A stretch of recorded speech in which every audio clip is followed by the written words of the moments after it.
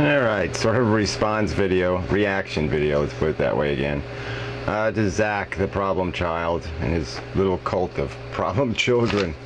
I mean, their non-solutions. Their rejection of the whole idea of such a thing as a solution. And they blame civilization for our ills, because the human animal hasn't properly adapted to technology. So it's civilization's fault, because it's not in the nature of the human being. The fault is in the stars. It's in the civilization, which is a pile of shit, of course. And nature's it's just a non-alternative. It's not even. It has no practical hope whatsoever. Even if you get this crisis that you want, your Osama bin Laden strategy of chaos, even if you get that world, you're not going to win in that world. The people with the technology are going to win. Okay, they're still going to own the world. They're just going to be a worse example of humanity that's going to survive in the end.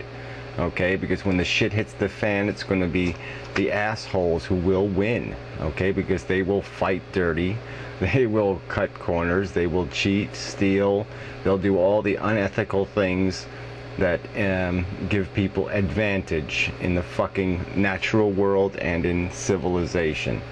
So you are the problem. It's people like you that are the problem. That's why things stay broken, is because assholes like you can't even focus on the problem.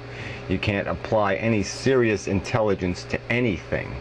You pontificate, you spout complete and utter nonsense, with an arrogance that just is revolting to anybody with intelligence. Because you back it up with nothing. Absolutely. Oh, you read a book. Some guy says so. You know, wow, that's really impressive. Think, logic. That's what you have to use. You have to use your own faculties to be able to judge something.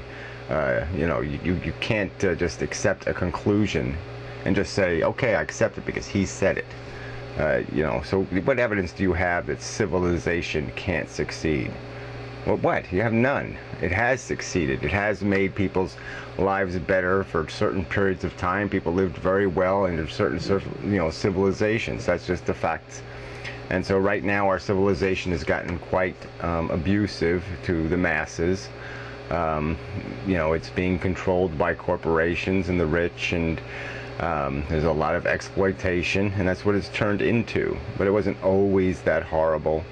That's just what it's become. It's a manifestation of how the game ends up getting played when the rules break down, and we don't have any rules, and that's the fix. So I'll go through the fixes real quick, because you assholes say there's no solutions. Yeah, there are solutions. There are practical ways to make civilization better, and you know, having it break down, have 6.5 billion people killing each other isn't a solution.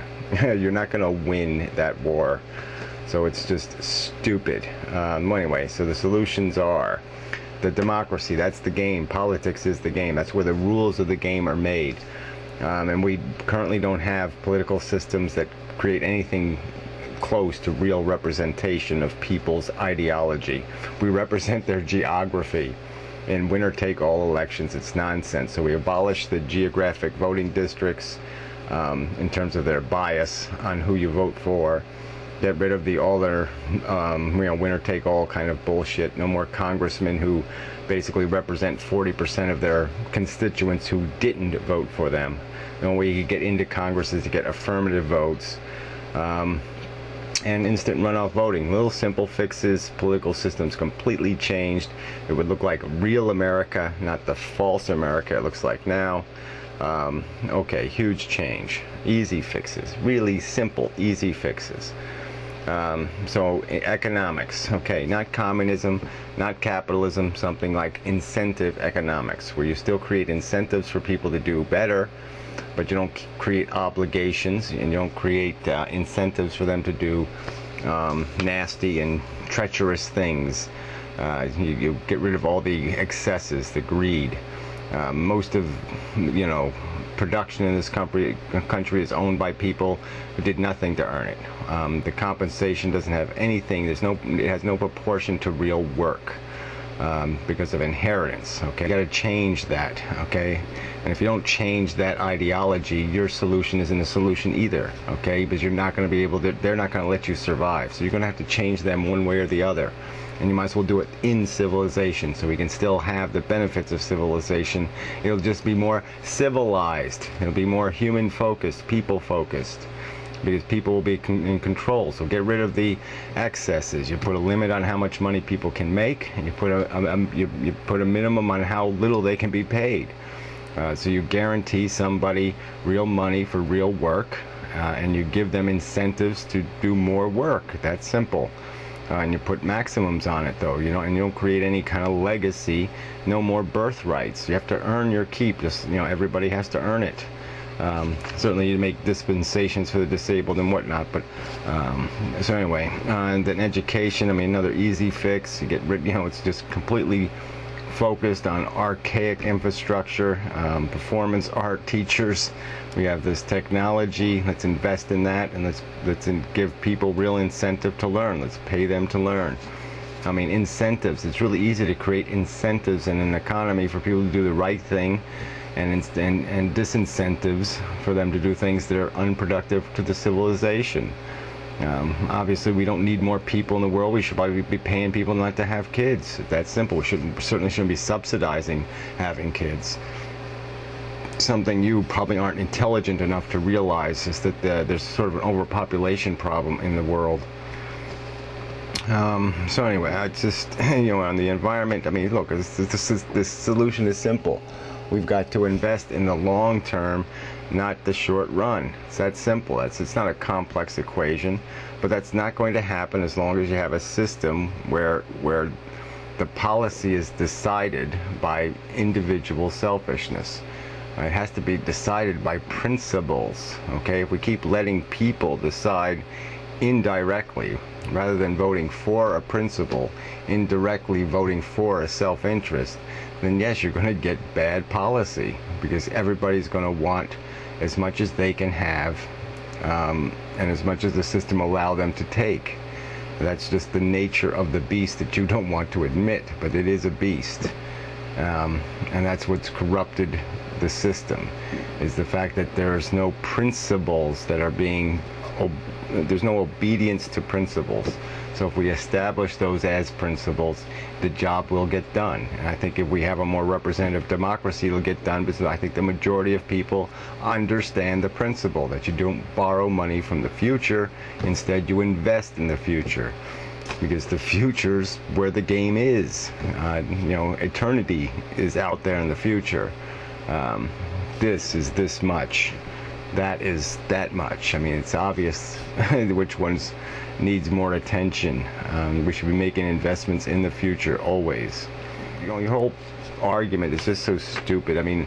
All societies have to have some sort of infrastructure, some sort of control mechanisms. And there's no way, there's no free agency anywhere, and you don't see it even in our closest ancestors still living in nature.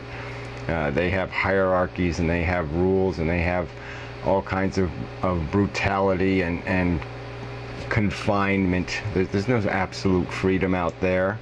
They have to play roles out there in the real world they live in. There's alpha males who are controlling tribes. It's just, it's just bullshit to think that you're going to be free, that there's not going to be any more shackles on you because you're going to live in a community of 100 people just like you. It's just not going to happen.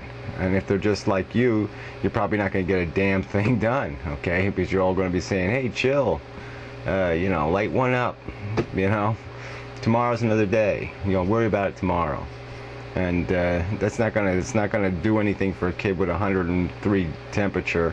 It's not going to get the job done. It's not going to put food on the table, especially when you have to recognize that to have food, you're going to have to do something, because you're not going to have refrigeration. You're not going to have all these conveniences that make it possible to feed the people we have on this earth now. And so anyway, it's just such unrealistic nonsense to be advocating the breakdown and the chaos that you're advocating, that you're saying let's even provoke it. Let's not even try to save this ship. Let's just let it fucking sink. It's just plain disgusting, because there's no possible way it's going to sink in a graceful way, and there's no possible way that society is going to revert to what you think it's going to revert to. It won't go that way. It'll go in some horrible, more horrible than this way. It'll be a worse example of civilization is what you're going to get, not a better example. So fuck you, fuck your bullshit. I'm just so sick of this nonsense. You're a waste of neurons. You're a liability to anybody who does give a damn. You talk the talk, but there's nothing else behind it. I mean, you obviously can't give a damn if you're perfectly comfortable with a philosophy that demands that 90% of the human population has to disappear.